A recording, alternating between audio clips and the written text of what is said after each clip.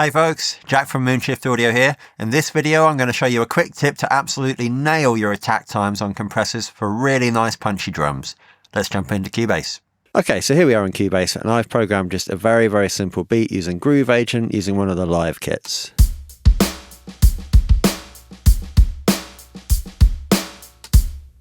Now I've sent the kick and the snare and the hats to 3 separate outputs just so that I can drop a compressor independently on the kick and the snare.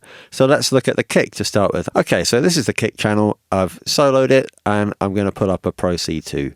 This is one of the few times when it's actually really useful to have your drum in solo, as this is just an exercise, although I would always recommend when you're making changes in your actual mix to keep things unsoloed where possible. Okay, so the first thing that we need to do for this trick is to absolutely max out the compression. So I'm going to pull the threshold way down, I'm going to put the ratio as high as it will go, and the attack, this is the bit that we're looking to set, is going to be as quick as it will go.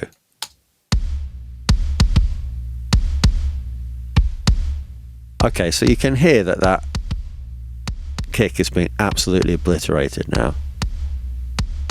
And the trick here is we're going to slowly inch up the attack until we start to hear the transient, that sort of initial slap, the initial impact of the kick coming through. So here we go.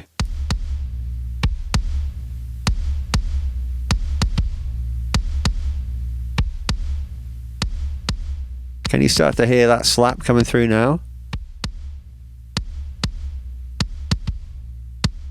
Now, as we increase this further, we'll start to hear the body of the kick coming through. But what we're looking for is that just that initial attack.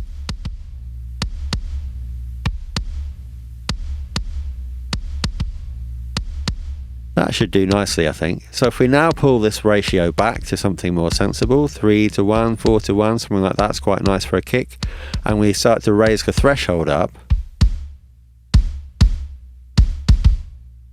so that we've actually got a sensible amount of gain reduction. Like here we're getting about -6 on the peaks is nice. So that's without. And you should be able to hear there's a real punch coming through. The compressor is actually tone shaping, not just gain reducing, it's emphasizing the attack, the punch of that kick drum.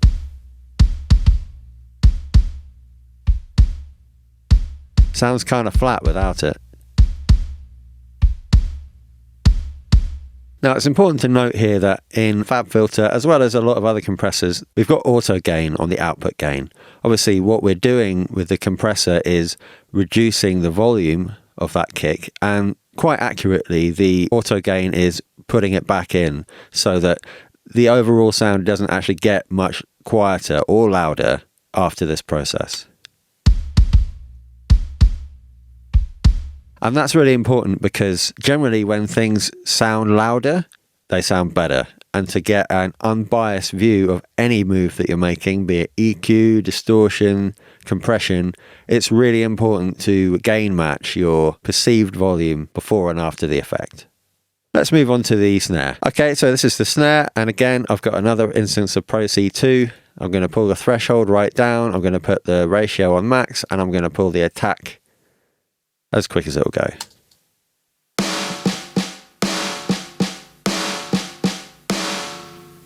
Okay, so again, absolutely smashing that. I'm going to pull the attack up very slowly now until we start to hear that transient come through.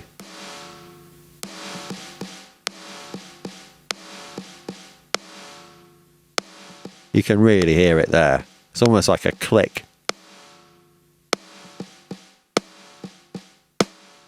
And now you start to hear the actual body of the drum come through. So let's go back, find that sweet spot.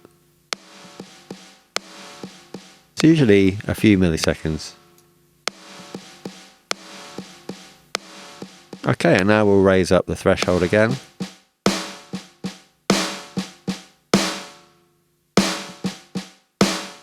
We don't need loads of compression for this to work. Okay. Let's bypass this.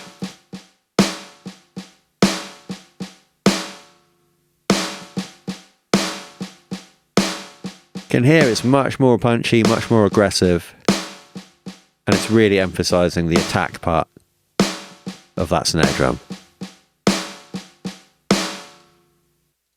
Let's listen to the whole beat. So this is with the compression.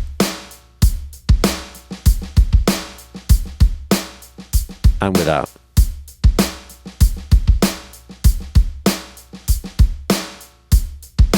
With again. So I think that's a night and day difference. It's a really nice way to add some punch without doing any other processing, just using a compressor. I'm going to repeat this now with some electronic sounds. Okay, so here's another very simple beat that I programmed using 808 drums.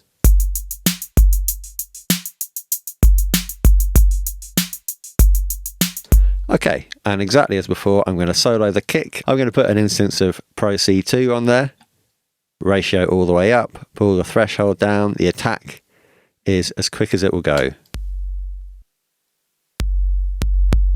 Sometimes if you pull the threshold all the way down, you almost can't hear it anymore, so you don't need to go the whole way. Still getting an enormous amount of compression there. Okay, and I'm going to creep the attack up until I start to hear that click. There it is. Again, if we open it all the way, we're letting too much through.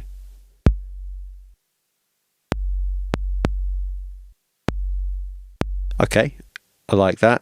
Let's pull the ratio back to, again, I like a ratio of like 3 or 4 or 5 to 1 sometimes on a kick drum, depending on how aggressive I'm being. And we're going to let the threshold open. There we go.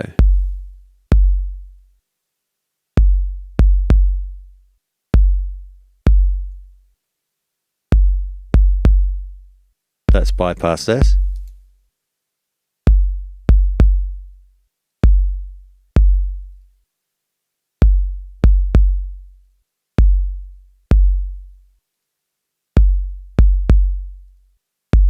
It's a little bit more subtle on these electronic drums, which is why I wanted to do the acoustic kit first, but it's still definitely there, and all these small moves really add up.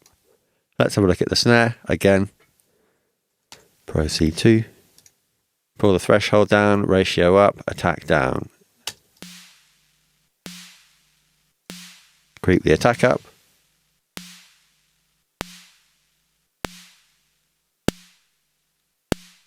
Now you can play around letting a little bit more of the attack through. Let's try a slightly looser attack on this. Pull the ratio back.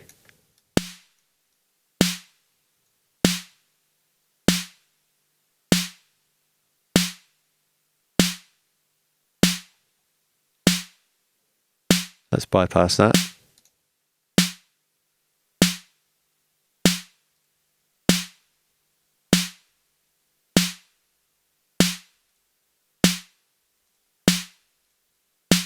So that's bypassed and without. So that's bypassed and compressed. And again, we're just getting a bit more of the smack through from that snare. And it's also, because it's compressing the tail, it's bringing a bit more detail out of the snare on the decay of the snare. Let's hear the whole kit. So this is with the compressors, and I'll bypass them now.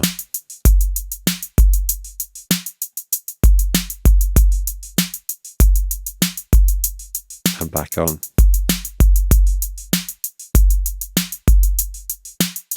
Just adds a little bit more punch there. And it's moves like these that you'll find will really add up over the course of a mix down, and particularly in the context of a mix, that extra bit of transient punch really can help your drums cut through. If you found this video helpful, please do like and subscribe for more tips, tricks, resources and downloads from me at Moonshift Audio.